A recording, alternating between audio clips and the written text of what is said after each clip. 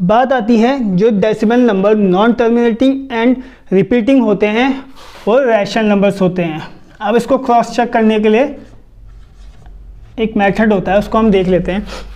Let's say मैं एक example ले लेता हूँ 0.111111 dot dot dot dot dot. अब आपने क्या देखा, ये नंबर एक नॉन टर्मिनेटिंग है, मीन्स ये ख़त्म नहीं हो रहा। दूसरी चीज़ आपने क्या देखी, ये एक नंबर रिपीटिंग है, मीन्स डेसिबल के बाद इसमें एक डिजिट बार बार रिपीट हो रही है। सो इसको अगर मैं लिखना चाहूँ तो 0.1 के ऊपर बार लिख सकता हूँ। जैसे मैंने आपको प्रीवियस वीडियो में बताया कि डेसिमल के बाद जितने नंबर रिपीट होते हैं हम उस नंबर को लिख के उसके ऊपर बार लगा देते हैं। So let x is equal to 0.1111 dot dot dot dot. इसको हमने फर्स्ट इक्वेशन मान लिया। Now multiply equation first by 10। अब हमने 10 से ही क्यों मल्टीप्लाई किया? एक्चुअली क्या होता है, जो डेसिमल्स होते हैं, डेसिमल्स के बाद जितने नंबर रिपीट होते हैं, मैं फिर से रिपीट कर देता हूँ ये बात, डेसिमल के बाद जितने नंबर रिपीट होते हैं हम उतनी 10 की पावर यूज़ करते हैं। फॉर एग्जांपल यहाँ पे आपने देखा कि डेसिमल के बाद एक नंबर रिपीट हो रहा है, सो हम 10 की पावर 1 यूज़ करेंगे, जो कि होता है आपका 10।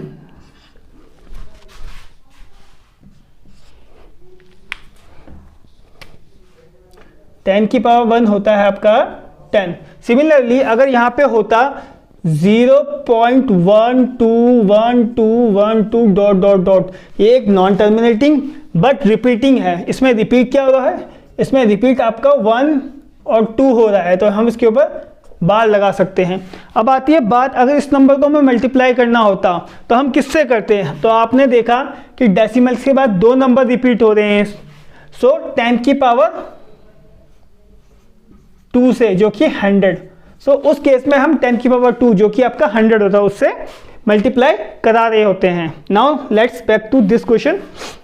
आपने देखा अगर हम इक्वेशन फर्स्ट को हम 10 से मल्टीप्लाई करते हैं, अब आपको ये बात समझ आ गई होगी कि 10 से मल्टीप्लाई क्यों किया। अगर हम इक्वेशन फर्स्ट को 10 से मल्टीप्लाई करते हैं तो हम देखेंगे लेफ्ट साइड क्या है x, और x को 10 से मल्टीप्लाई करेंगे तो वो होता है आपका 10x।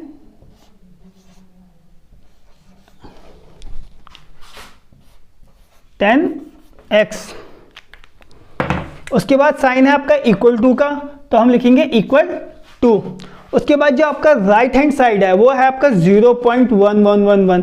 अगर आप डेसिमल के नंबर में किसी 10 से 100 से मल्टीप्लाई करेंगे तो क्या होता है, अगर आप 10 से मल्टीप्लाई करते हैं तो ये डेसिमल होता है, ये अगर 1 0 है तो एक प्लेस राइट में शिफ्ट हो जाएगा, अगर 2 0 होता तो ये 2 प्लेस राइट में शिफ्ट हो जाता।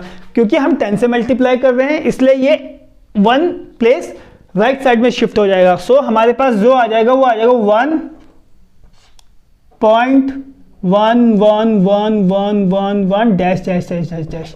इसे हम इक्वेशन सेकंड मान लेते हैं। अब हमें क्या करना है, now we need to subtract equation second from first. अगर हम सब्ट्रैक्ट करें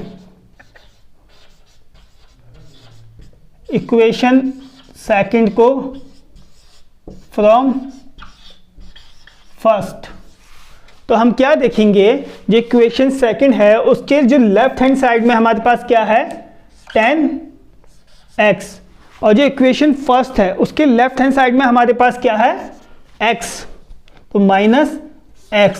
उसके बाद दोनों साइड में सिंबल जो है आपका इक्वल टू का है तो हम इक्वल टू लगा देंगे। उसके बाद सेकंड इक्वेशन में आप देखोगे जो आपके पास राइट हैंड साइड में है वो है 1.1111 डैश डैश डैश डैश, और जो इक्वेशन फर्स्ट है उसमें आपके पास राइट हैंड साइड क्या है 0.11, तो हम माइनस करेंगे 0.1111 डैश डैश डैश। अब देखेंगे आप 10x में से जब आप x को माइनस करेंगे तो आपके पास आता है 9x। उसके बाद आपके पास सिंबल है इक्वल टू का, तो आप उसको लगा देंगे इक्वल टू। अब आप देखेंगे जब आप 1.1111 dash dash dash dash dash non terminating है, इसमें से 0.1111 डैश डैश डैश डैश को माइनस करेंगे तो डेसिमल की जो लेफ्ट साइड है वहाँ ऊपर है 1 और इस साइड में जो डेसिमल की लेफ्ट साइड है वो 0 और 1 में से 0 को माइनस करेंगे तो आता है 1। अब आया आपका डेसिमल तो हम डेसिमल लगा देंगे। अब आपने देखा ये बोथ नंबर्स जो हैं डेसिमल नंबर्स हैं, इसमें डेसिमल के राइट हैंड साइड में सारे 1 हैं और जो नीचे वाला डेसिमल नंबर है इसमें भी डेसिमल के बाद सारे नंबर्स 1 है। मीन्स अगर हम 1 में से 1 माइनस करेंगे तो ये 0 0 0 0 0 infinite dash dash dash infinity तक 0 जाएगा।